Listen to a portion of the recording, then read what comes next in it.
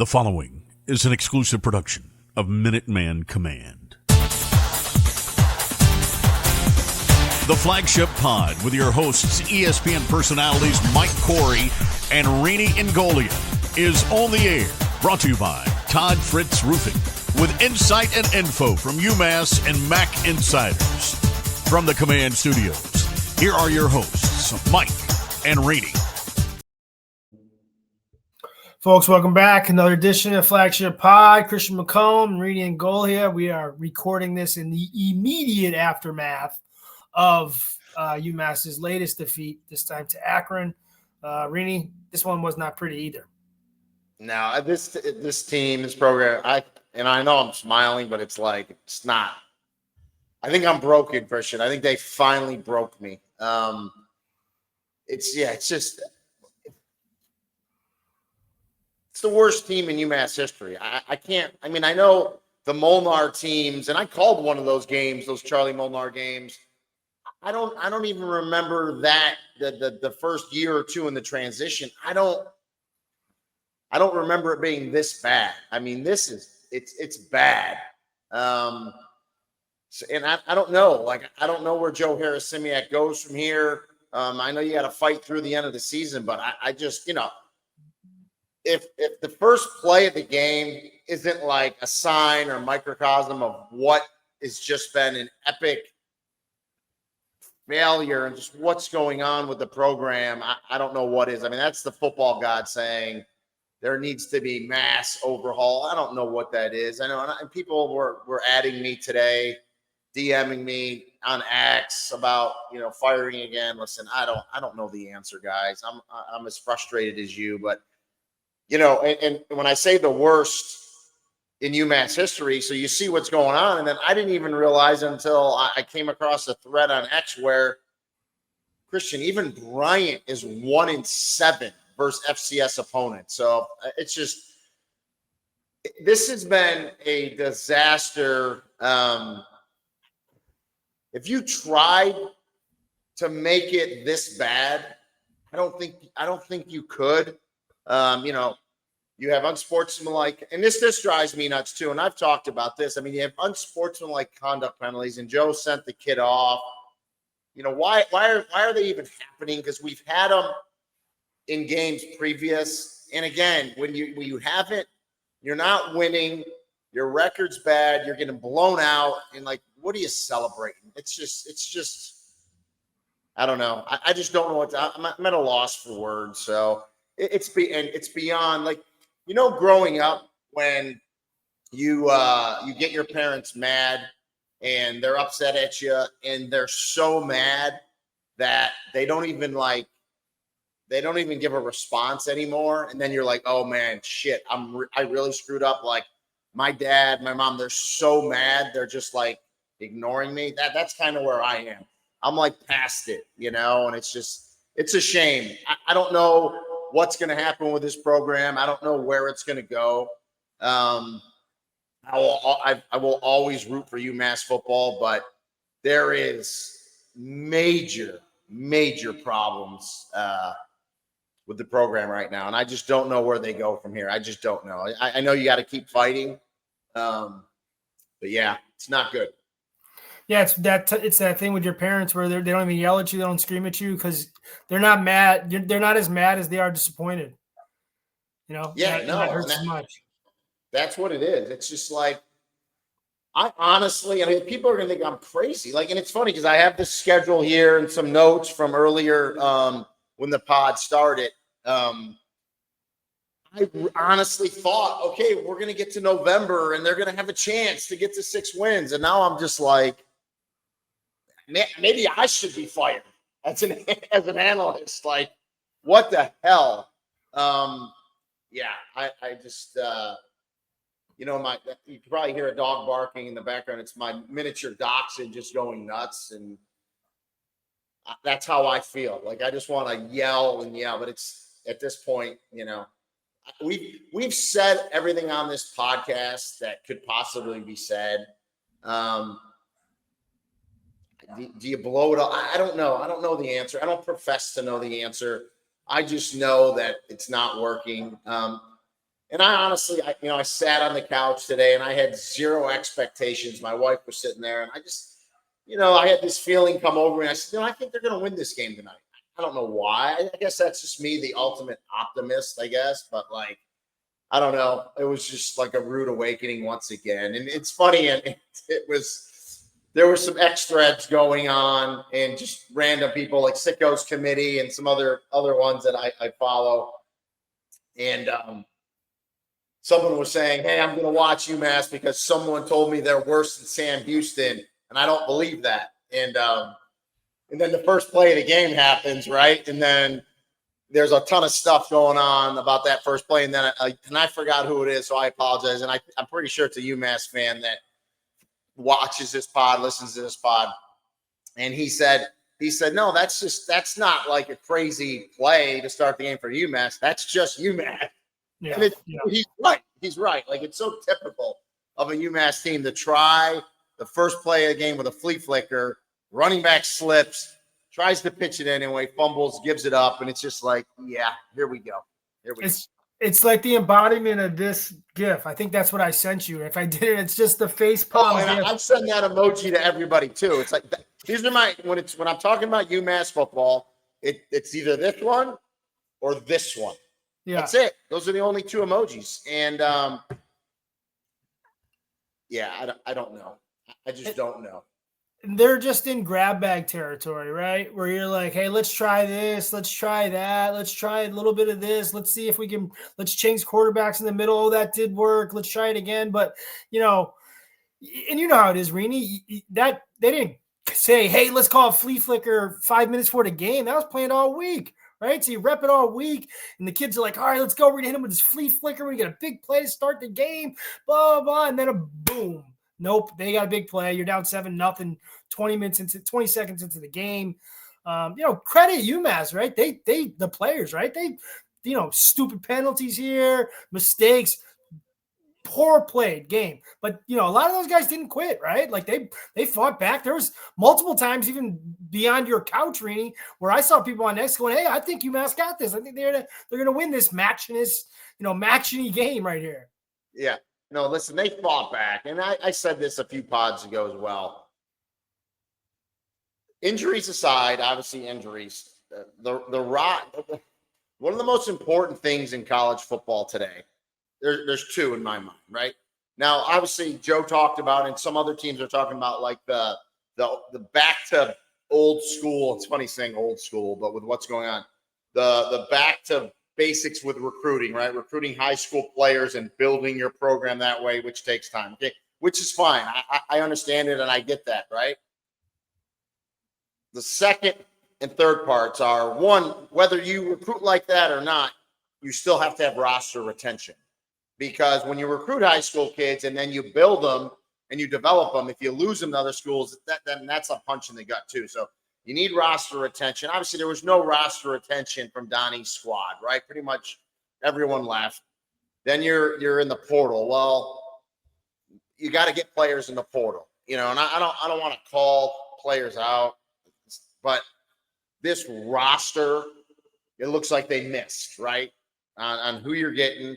And I saw, and I can't confirm it, but the X page, Fight Massachusetts, had on there today that he confirmed, again, it's him, saying they spent upwards of $1.5 million on that roster.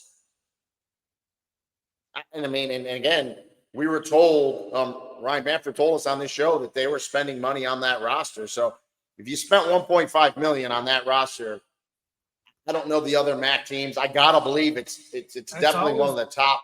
Yep. Yeah, it's one of the top in the MAC by far. And to get the results you're getting, again, injuries aside, I get it, but everyone deals with injuries. It's football. You missed in the portal on those players. So that's a problem in and of itself right there. So, and then again, we talked about it, the undisciplined nature, unsportsmanlike, the penalties, and then it's just it's just not in a good. The team's not in a good spot. The program's not in a good spot. The fan base isn't in a good spot. Like, nothing is in a good spot. So play this thing out. And I had people DMing me saying they're like, I wouldn't be surprised if Joe Harris-Simiak was done after this year. And I'm not saying fired, but like even him just saying this is not a fit for anyone, and that this thing needs to be redone. I don't know. I don't know the answer. I don't know what's going to happen. It's just it's one thing to lose, which is horrible, but like just the nature of getting beat, right? The blowout in nature. I mean, Kent and Akron were arguably a couple of the worst teams in the program in the country last year, right? And then you're getting blown out by those schools, But then you almost beat Buffalo, and I don't know. It's again, I'm sit here as an alum, as a former player, and as a UMass fan. I feel broken and defeated, and I think a lot of the UMass fans feel that way because I mentioned this where the passion was really strong, and it was all different ways, good, bad, but there was passion. Once you started hearing crickets and you didn't get that as much, that was going to be the problem. And honestly, that's where I think they're at with the UMass fan base right now, especially with basketball starting up. Now, of course, basketball started out with a loss, but a long way to go. It's just, but for the two main sports, and again, we'll see what basketball does. I'm hoping they can have a nice season, but for football and basketball, the fan base, it's just it's really hard right now. It's just really hard. So we'll see. But let's I don't know. Unless you got, I'll let you finish it off. Anything else on it? I don't know what else we could say. The only thing I was going to say is we've had some bad losses, some terrible losses, and then some worse losses. Tonight, you mentioned it. It feels like it's broke, right? Not just bad, broke. And that's kind of where I think this program is at this point. And I get it too. And I know a lot of fans are going to look back on the roster that Coach Brown had last year. That was a good roster. It seemed like that team underachieved. They should have won them. That roster last year should have won 4 or 5 or possibly 6 games and just didn't do it. And then they decided to move on from Donnie. And then you bring Joe in, and there's no roster retention. And then I just thought, okay, they're going to add pieces in the portal. And it's just, and I've said this a million times too, and I think Joe has said this as much. He knew it was going to be tough. There is no way in hell that Joe thought it was going to be as hard as it was and what it's turned out to be. One thing's for sure, when a season's this bad, you need wholesale changes. Are those changes multiple coaches? Are those changes multiple players? Is it athletic administration? I don't know. I'm not a boss. I'm not above anyone. But there needs to be. So it's kind of like, when you put in that second or third string quarterback and he's got nothing to lose and he gives that spark, there is nothing there in that program right now that tells me what's the spark, what's the catalyst, what's going to get it going, right? Yep. And we've already talked about from the top down, there's so many problems. Yeah. It's just not on the field. There is problems everywhere. At least other programs that are struggling, you look and you see, you can see some light down the tunnel. Okay, this is good. This is good.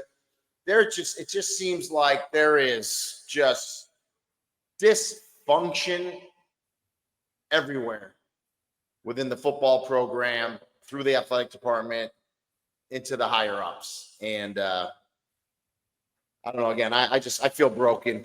I can honestly say, and I went to UMass. I redshirted in 91. I played 92 to 95. So I have been a UMass person, bleeding maroon and white through and through for, what's the math, Christian? 35 years. 35 years.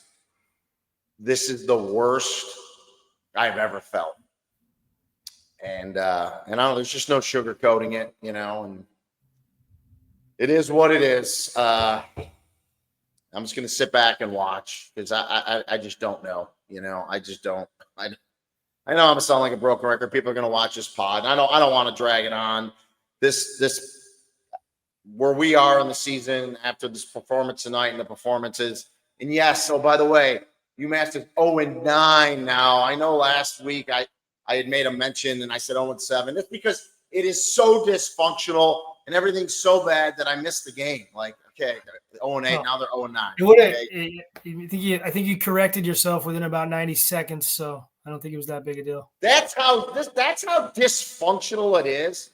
That people, and there's a lot of people out there within the UMass sphere, the UMass realm that want UMass football to fail. There's no doubt about it. I know for a fact they are. It's so dysfunctional that people get pissed off because I said 0-7 and when really they were 0-8. Like I did it on purpose. Like I was trying to pad their record. Like, are you shitting me?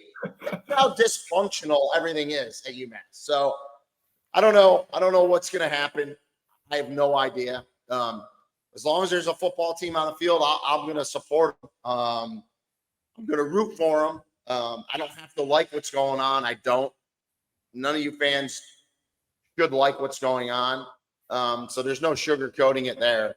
And I don't know. I feel helpless as well, right? I've gone on rants. I went out and rant after the Bryant and did the little rant on Board of Trustees and stuff. I'm done. I'm done with the rants. Everybody in a place of power or a place where they can make a difference now I'm getting mad. Knows what's going on, okay, and knows there needs to be multiple changes and fixes. I don't know. I'm done. I feel like barking like my dogs. We need to get off it. 3 games left. Home at Northern Illinois, away at Ohio, home at Bowling Green. There's actually a chance I get one of those action games at the end. All right. So we'll see. We'll see. Hey, CFP came out. First CFP. I thought it was interesting. No group of 5 teams, group of 6, whatever we want to call it, in that top 20. I thought Memphis, which I've done this year, would have squeezed in there at 25. I think the loss to UAB, bad loss. Just can't lose that game. That hurt them.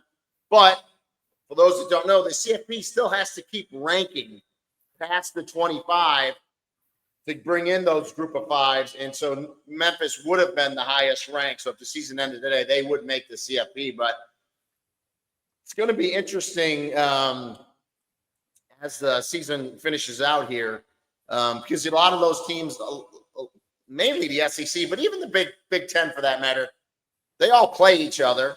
Yep. Big 12 as well. And so I'm going to be sitting back watching to see, how many does the ACC get in and how many does the Big 12 get in? That's going to be interesting to me. But yeah, no group of 5s in the top 25.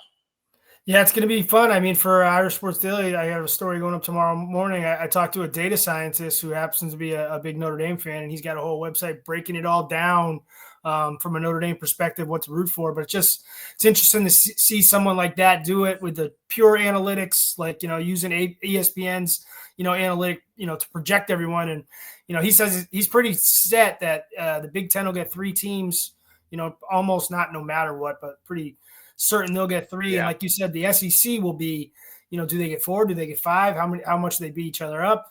The other ones, ACC, are they going to, have a conference champ sneak in and steal a bid away? Or is it going to be so bad that it's going to be a 1-bid league no matter what? I've always been a proponent of the 12-team playoff going back 15, 20 years for this exact reason. So many games are going to be exciting down the stretch. And I got 2 things on Notre Dame for a second, but the other thing I'm going to be looking for is I just think the way this season is, there's a really good chance, Kristen, a 3-loss team makes it, a 9-3 team makes it. I really do. Sure. They're supposed to put more emphasis on strength of schedule, strength of record. And so don't sit there and tell me that a 9-3 team, let's say that maybe has 5 or 6 ranked wins. Okay. isn't better than a 10-2 team, let's say, that has 2 ranked wins, because that's going to happen. So I really hope the committee looks at that stuff, because at the end of the day, everyone can argue about who the committee puts in, but no, the facts are, at the end of the day, besides the conference champions, right? It's the highest ranked 5 conference champions. We know that, right? After that, the committee is supposed to rank those teams by what they believe are the best teams. Not the most best deserving teams, not the most deserving. Everyone wants to say most deserving. It's the best teams. Now, every committee member can use whatever metric they want. They want to use solely eye tests. That's their prerogative. They want to use strength of schedule, strength of record. Stop up to them. But it's the best teams, not the most deserving. So a lot of people get confused with that. Okay, my 2 points on Notre Dame. Drives me nuts. I understand why Notre Dame's not in a conference, right? They get a boatload of money, right? They don't have to share with anyone. That is number one. And so any team would do it. They're gonna be 10-2, right? Mm-hmm. They're gonna sit there at 10-2. They don't have to worry about a conference championship game where you could get knocked off, be embarrassed, or whatever, where other schools have to do that. And that was the complaint last year, because there was a lot of 10-2 teams saying, okay, we made it to our conference championship game. If we stop playing right now, we're in. Right. Yep. But if we lose our championship game with 3 losses, we're probably going to be out. So that's probably going to happen this year. So that's going to be fascinating to watch. And then the other Notre Dame thing, and I don't think you knew this. So I was asked, I'm a special advisor to the Doak Walker Award, which is the best running back in the country. So there's a couple of us. We meet by Zoom, and then I don't have a vote for the Doak Walker, but I give my opinion to the committee. And Thursday is one of our meetings. I have a game Thursday, so I let them know I wasn't going to be there. So they asked me to give them kind of my top 10 in no particular order. But I did put at the end of the email, I said, if I was voting right now, if you asked me right now who the best running back in the country was and deserves it, it's Jeremiah Love. And a couple of weeks ago, I would not have said that, only because he splits time, right? He just wasn't, I just didn't think he statistically was going to get there. Man, he's dynamite. He's tremendous. And again, by the time the season ends, there's going to be backs with better statistics than him overall. Yep. But when you look at his numbers in terms of his rushing and receiving, to me right now it could change, right, with 3 games left and whatever. But right now, I think Jeremiah Love is the best running back in the nation. And another part of the Doak Walker, and this is where you come in, because I've talked to you about Jeremiah Love, because you know the family. The Doak Walker Award puts a lot on, like, the character of the player, too. It's just not that. So I was able to say, because of conversations with you, listen, from all accounts, great family and a great young man. So they really appreciate that. So, yeah, right now I'm loving Jeremiah Love. Well, he's an absolute superhero. He has been from the start. I was at the game on Saturday. We brought our super intern Zeke Altman with us from Notre Dame, BC. And I promised Zeke a Jeremiah Love moment, and he busted it with the 94-yard touchdown run. I mean, the thing about Jeremiah is everything you see on TV, he's amazing. In real life, he is huge, right? He is a guy that size shouldn't be able to do that. But you're right. The character off the field, everything checks out. Rene, you'd like his dad, former law enforcement guy. We'll see. There you go. And Jeremiah Love is going to be such a great NFL back because he can run. He's got power, like you said, speed, great hands out of the backfield. You can actually line him up out wide, and he can block and pass protection. You see him pick that guy up on the blitz against BC? Oh, yeah. He's the total package that you want in a running back. And I almost feel bad. Like a couple weeks ago, we were discussing it, maybe 3 weeks ago. And I was, at that point, I had Ahmad Hardy, like my number 1 back in the country, right? And I still think Ahmad Hardy's great. But like this year was a weird year because there was no like runaway running back. Like you had, I'm having a Boise State. Genty.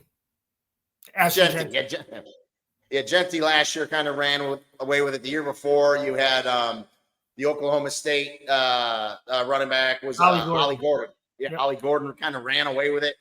This year, there was none of that. There's a bunch of backs, but I do think Jeremiah Love is kind of the last couple weeks. He's had some great games, kind of pulled away, but we'll see how it finishes. So, yeah, so after tonight, I got an early flight tomorrow morning. Delta just texted me, said to get to the airport 3 hours before, obviously, because TSA, they're not getting paid. So a lot of people are probably staying home, which I totally get it. I don't know if I'm going to take that recommendation 3 hours. I'm flying out on a Wednesday. I don't know. We'll see. But I got a good one, Christian, Thursday night, 7:30 Eastern time on ESPN2. Good rivalry.